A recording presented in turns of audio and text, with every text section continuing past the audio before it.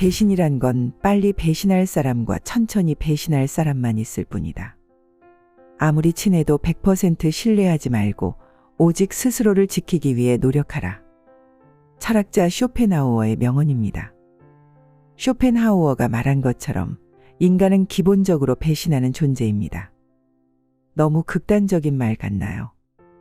사람은 자신의 이익이나 상황에 따라 언제든 바뀔 수 있습니다. 잘 생각해 보세요. 여러분은 배신은 누가 한다고 생각하시나요? 대부분은 친하지 않은 사람이 배신한다고 생각하지만 실상은 반대입니다. 아주 가까운 사람이 배신하는 경우가 더 많습니다. 왜일까요? 나와 제일 가까운 사람이 내 사정을 누구보다 잘 알기 때문입니다. 지금 문득 떠오르는 사람이 있으신가요? 누구나 살면서 한 번쯤은 배신이라는 감정을 느껴보셨을 겁니다. 절친한 친구나 가족, 친척, 선배나 후배, 직장 동료일 수 있습니다. 내가 잘 나갈 때는 주변에 많은 사람이 나에게 호의적이지만 나의 상황이 안 좋아지면 가차없이 등을 돌립니다. 절박해 보여 힘들게 모아두었던 돈을 빌려주었는데 그 이후로 내 연락을 피하는 친구. 가까운 사람을 믿고 큰 돈을 투자했는데 바람처럼 잠적하는 지인. 믿었던 사람에게 이렇게 배신을 당하면 그 이후로는 사람을 신뢰하기 쉽지 않습니다. 또 나를 배신하진 않을까? 하는 생각에 사람을 믿지 못하고 나에게 베푸는 호의도 의심을 먼저 하게 되는 것이 현실입니다. 이렇게 나이 들수록 인간관계도 점점 좁아지는 것 같습니다. 마음의 문을 닫게 되는 거죠. 오늘은 나를 배신할 사람의 특징과 상처받지 않고 지혜롭게 살아가는 방법을 알아보겠습니다. 이 영상을 보시고 좁아지는 인간관계를 피하고 소중한 인연을 놓치지 않기 위해 어떻게 살아가는 것이 올바른 것인지 다시 한번 생각할 수 있는 시간이 되었으면 합니다. 내 주변에 있는 사람 중에 배신하는 사람이 누군지 알아내기는 쉽지 않습니다. 사소한 일들이 쌓여서 그럴 수도 있고 한순간에 섭섭한 마음이 생겨서 배신할 수도 있습니다. 나이 들면서 생각이 달라질 수도 있고 나의 이득이 너무 커서 욕심으로 쭉 이어져 온 열등감이나 시기심으로 언제든 생각이 바뀔 수 있는 것이 사람이기 때문입니다. 어느 50대 인생 선배의 경험입니다. 인생 40대 초반의 충격이었습니다. 정말 신뢰했던 친척에게 뒤통수를 제대로 맞았습니다. 힘들 때마다 의지하고 위로받고 한결같을 줄 알았는데 물질적으로 큰 피해를 보고 가스라이팅 당하다가 결국 본성이 나오더군요. 그동안의 호의는 보상이 깔려 있었던 걸 뒤늦게 깨달았습니다. 외로움이 괴로움보다 나으니 절대 순진하게 날 다 보여주지 마세요. 지금 생각해보면 상대는 늘 숨기면서 좋은 면만 보여주고 나의 약점을 끌어냈습니다. 상황이 불리해지니 나의 약점을 다 까발린다고 협박하고 사회생활까지 못하게 고립시키려고 했습니다. 처음부터 계획적이었던 것 같습니다. 결국 돈 잃고 사람 잃고 건강 잃고 마음이 너무 힘들었습니다.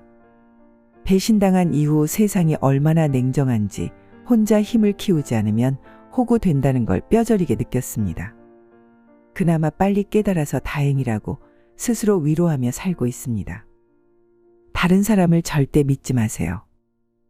이런 일은 누구나 겪을 수 있는 문제입니다. 배신하는 사람들의 특징은 다양하며 모든 상황에서 동일하게 나타나지는 않습니다. 그러나 일반적으로 다음과 같은 사람들이 배신적인 행동을 할 가능성이 큽니다. 한번 생각해 보세요. 1. 너무 잘해주는 사람. 간과 쓸개를 내어줄 것 같이 말하고 행동하는 사람이 있습니다. 당신에게 이유 없이 잘해준다는 것은 결국 무엇인가 얻을 것이 있기 때문입니다. 2. 부탁을 자주 하는 사람. 아쉬운 것이 있어서 늘 무언가 부탁하는 사람은 고마움도 모르고 배신을 합니다. 부탁하는 인간에게 베풀어주는 호의를 그 사람은 자기의 권리로 착각합니다. 너무 무리한 부탁을 거절하는 상황이 생기면 바로 뒤통수를 칩니다. 3.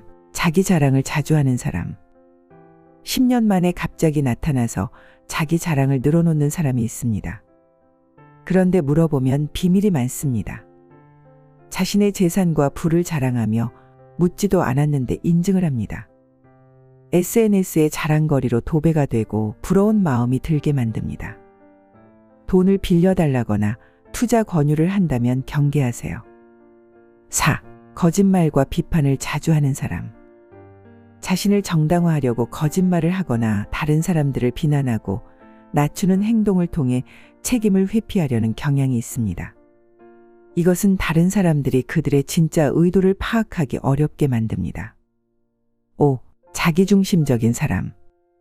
자기중심적이며 자신의 이익만을 우선시합니다. 이로 인해 타인의 감정이나 상황을 무시하고 자신의 이익을 추구할 수 있습니다. 이러한 자기중심적인 태도는 다른 사람들을 배신하는 결정을 쉽게 내릴 가능성이 큽니다.